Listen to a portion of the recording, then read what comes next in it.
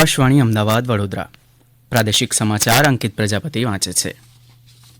પ્રધાનમંત્રી નરેન્દ્ર મોદી આવતીકાલે સવારે 11 વાગે આકાશવાણી પરથી પ્રસારિત થનાર મન કી બાત કાર્યક્રમમાં વિવિધ વિષયો પર પોતાના વિચારો રજૂ કરશે.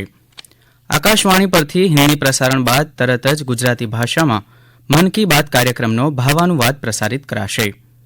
એવી જ રીતે આવતીકાલે રાત્રે 8 વાગે આકાશવાણીના કેન્દ્રો ઉપરથી ગુજરાતી ભાષામાં મન કી બાતના ભાવાનુવાદનું પુનઃ પ્રસારણ કરવામાં આવશે. આ કાર્યક્રમ આકાશવાણી અને દૂરદર્શનના તમામ નેટવર્ક, આકાશવાણી વેબસાઇટ અને news on air mobile app પર પ્રસારિત કરવામાં આવશે. ઉપરાંત આકાશવાણી, ડીડી ન્યૂઝ, પીએમઓ અને માહિતી અને પ્રસારણ મંત્રાલયની યુટ્યુબ ચેનલો પર તેનું જીવંત પ્રસારણ કરવામાં આવશે. કેન્દ્રીય મંત્રી પરસોત્તમ રૂપાલા આજે કચ્છના કોટેશ્વર ખાતે દરિયાઈ શેવાળની ખેતીને પ્રોત્સાહન આપવા અંગેની રાષ્ટ્રીય પરિષદમાં ભાગ લેશે. આ અંગે તેઓ લાભાર્થીઓને લાભોનું વિતરણ કરશે. ઉલ્લેખનીય છે કે કેન્દ્રીય મત્સ્યોદ્યોગ વિભાગ દ્વારા આ પરિષદનું આયોજન કરાયું છે.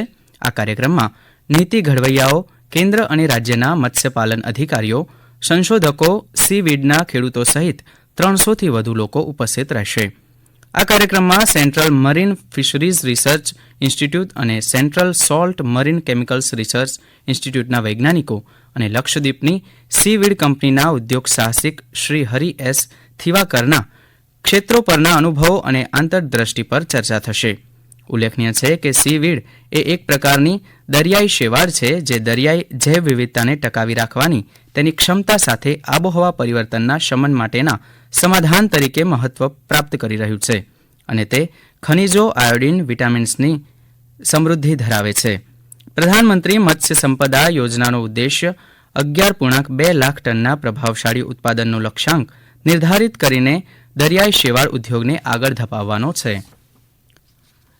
આજે નર્મદાના પોઈચા ખાતે આવેલ વિશ્વ પ્રસિદ્ધ ગુજરાતના નીલકંઠ ધામ સ્વામિનારાયણ મંદિર ખાતે મંદિરના ઘુમ્મટ પર વિશ્વની સૌથી લાંબી 1008 ફૂટની ફૂલમાળા અર્પિત કરવામાં આવી અને લિમ્કા બુક ઓફ રેકોર્ડમાં નવ વિશ્વ કીર્તિમાન સ્થાપિત કરવામાં આવ્યો.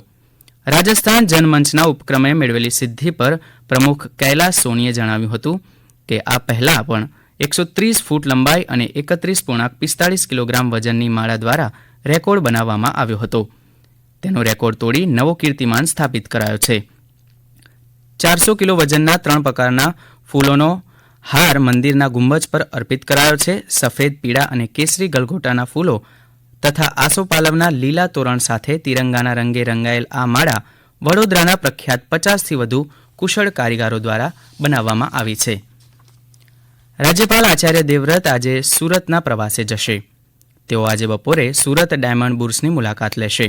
સાંજે તેઓ SRK ફાઉન્ડેશન દ્વારા આયોજિત ફેસ્ટા કાર્યક્રમમાં હાજરી આપશે. જામનગરના પ્રસિદ્ધ ખીજડીયા પક્ષી અભયારણ્ય સહિત રાજ્યના તમામ અભયારણ્ય આજે અને આવતીકાલે પ્રવાસીઓ માટે બંધ રહેશે. જામનગર જિલ્લાના અમારા પ્રતિનિધિ જગત રાવલ જણાવે છે કે રાજ્ય સરકારની યાદી મુજબ આ બંને દિવસે પક્ષીઓની ગણતરી હાથ ધરવાની હોવાથી પક્ષી અભયારણ્યો બંધ રહેશે.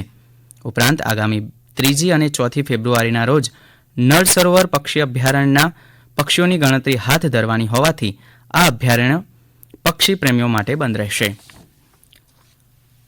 ભાવનગરની એક સંસ્થામાં ગઈકાલે 479મો નેત્ર યજ્ઞ યોજાયો હતો, જેમાં 132 જરૂરિયાતમંદ દર્દીઓને વિનામૂલ્યે નેત્ર સારવાર મળી હતી. આ ઉપરાંત ભાવનગરની જ અન્ય એક સંસ્થા દ્વારા 28 દિવ્યાંગોને પગભર કરવા ઓનલાઈન ટ્રેનિંગ માટે લેપટોપ, ડોંગલ, પુસ્તકોનું વિતરણ કરાયું હતું. ઉલ્લેખનીય છે કે આ સંસ્થા છેલ્લા દિવ્યાંગો માટે 23 વર્ષથી કોમ્પ્યુટર ટ્રેનિંગ કાર્યક્રમ યોજે છે. મહેસાણા શહેરના કમળપથ રોડ ઉપર સાડી પહેરીને મહિલાઓએ ગઈકાલે મેરેથોન યોજી હતી, જેમાં 18થી 45 વર્ષની મહિલાઓ માટે 4 કિલોમીટર તેમજ 45થી વધુ ઉંમરની મહિલાઓ માટે 2 કિલોમીટરની દોડનું આયોજન કરાયું હતું. સાડી ફન રન હેઠળ યોજાયેલી મેરેથોનમાં 250 મહિલાઓએ ભાગ લીધો હતો. આ મેરેથોનનો મુખ્ય હેતુ મહિલાઓમાં થતા કેન્સર રોગમાં જાગૃતિ લાવવાનો હતો.